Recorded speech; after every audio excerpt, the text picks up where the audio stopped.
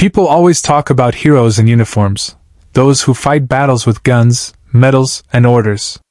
But no one ever talks about the heroes who fight silent battles every day, the kind that no one sees. Like a tired single dad janitor who skips his own meals so his son never goes hungry. Or like a young soldier who hides her trembling hands because she refuses to show weakness, even though she's breaking inside. Neither of them knew that one small, quiet act of kindness in a freezing morning cafeteria would change both their lives. And that the girl he gave his last breakfast to was the one person he should never have touched. The Admiral's daughter. It was 5:12 a.m. when Daniel Torres, single dad, night shift janitor, and unofficial expert in pretending to be okay, finished disinfecting the base corridors. His boots were old, his back hurt, and his stomach ached from the dinner he had skipped the night before so his 8-year-old son, Milo, could have a full plate. The cafeteria heaters were barely working, and frost clung to the windows.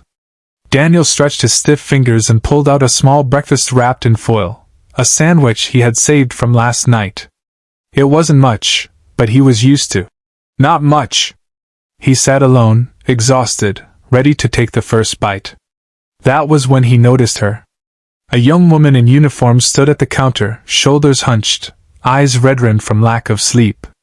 She was trembling, not from the cold, but from something deeper. She looked too thin for a soldier, too fragile for military steel. When the cook told her her meal account was temporarily frozen due to administrative delay, she only nodded, whispered, "Okay," and walked away with empty hands. Daniel watched. Most people would have ignored her. Most already had. She sat in the corner, staring at nothing, wiping her eyes when she thought no one was looking.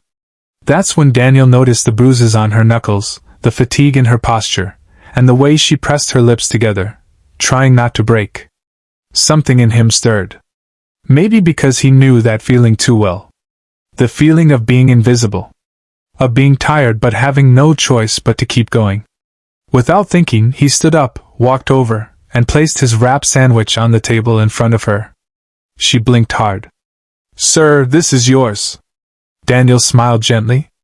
"Looks like you need it more than I do." Her voice cracked. "I can't take your food." "You're not taking anything," he said softly. "I'm giving it." She stared at him, stunned, not by the sandwich, but by the kindness she hadn't expected from a stranger. "Thank you," she whispered. "Really?" Daniel shrugged. "We all have rough mornings, some rougher than others." She ate slowly, almost gratefully. And as she did, her shoulders relaxed for the first time that morning. What Daniel didn't realize was that cameras around the cafeteria were already recording the moment. And what he didn't know, what he couldn't have known, was who she really was. Because that soldier he had just fed was Admiral Helena Rourke's only daughter, Lieutenant Ava Rourke. And by noon, his simple act of kindness would shake the entire base. By midday, rumors were already spreading like wildfire. "A janitor fed her?" she cried. Wait, that was the Admiral's daughter? Admiral Helena Rourke, the most feared, respected, iron-willed leader in the region, stormed through the headquarters with her jaw clenched tight. She had seen the cafeteria footage. She had seen the trembling in her daughter's hands. And she saw the man, an underpaid janitor, offering her food because no one else had noticed her distress. She was furious. But not at Daniel. Not at all. She was furious that her daughter had been suffering under her watch. Ava Rourke, her pride and legacy, her only child, was falling apart silently. Meanwhile, Daniel was sweeping the hangar floor, humming softly, unaware of the storm brewing. A military officer approached. "You, janitor. The Admiral wants to see you." Now. Daniel froze. In his world, being called in by a superior rarely meant anything good. He thought of Milo, of losing his job, of the little apartment they barely afforded. When he entered the office, Admiral Rourke wasn't behind her desk. She was standing by the window, arms crossed, staring at him with a gaze sharp enough to slice metal. Ava was beside her, eyes lowered, cheeks slightly pink with embarrassment. Daniel swallowed. Ma'am, if this is about the cafeteria. Ava interrupted, voice shaking. I told her not to make a big deal out of it. But admirals don't listen. Admirals decide. Helena stepped forward. You gave food to my daughter. Daniel nodded, unsure whether to bow or salute. Yes, ma'am, she needed it. There was a long silence. A heavy one. The kind that squeezes your ribs. Then Admiral Rourke said something no one, especially Daniel, expected. You saw her. Really saw her. And you helped her when no one else bothered. That deserves respect. Daniel blinked.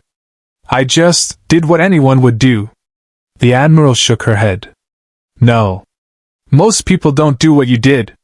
Ava looked up, meeting Daniel's eyes. I haven't slept in days. I failed a training exercise, and I didn't want my mom to know. Her voice cracked again. You were the first person who didn't ask anything, just helped. Daniel smiled gently. Everyone has breaking points. Strong people just hide them better. Ava breathed out slowly, as if his words untied a knot in her chest. The Admiral studied him. Mr. Torres, how long have you been working here? 6 years, ma'am. And you're a single father? Yes, ma'am. She nodded thoughtfully. Then she said in a tone that felt both command and gratitude. From today forward, you're not just a janitor. Daniel froze. Ava's eyes widened. You will be transferred to logistics. Helena continued. With better pay, better hours, and access to the support you and your son need. Daniel's throat tightened. Ma'am, I didn't do it for a reward. I know, the Admiral said. That's why you deserve one. Ava smiled for the first time that day, soft, grateful, real. Daniel didn't know it yet, but this moment was only the beginning of a bond that would change all three of their lives. And by the end of the story, it wouldn't just be the Admiral's daughter he'd saved. He would save himself too.